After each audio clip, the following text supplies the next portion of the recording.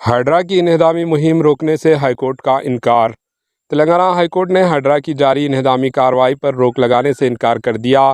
شہر اور اس کے قریب کے جو تالابوں، جھیلوں اور نالوں پر غیر مجاز تعمیراتی ڈھانچوں کو ہائیڈرا منہدم کر رہا ہے۔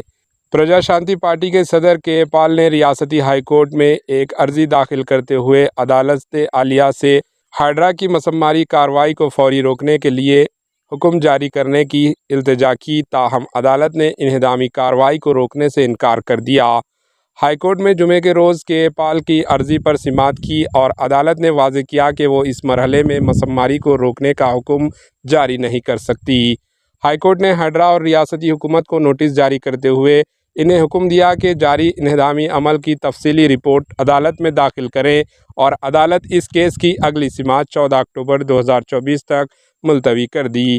کے پال شخصی طور پر عدالت میں پیش ہوئے اور انہوں نے دلیل دی کہ انہدامی کارروائی کا عمل اس وقت جاری رہنا چاہیے جب ہائیڈرا کو مناسب قانونی اجازت مل جائے۔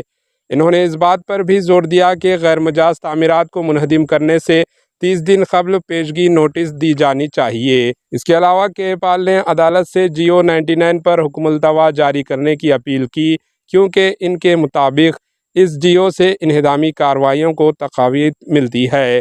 Bureau report AHN news.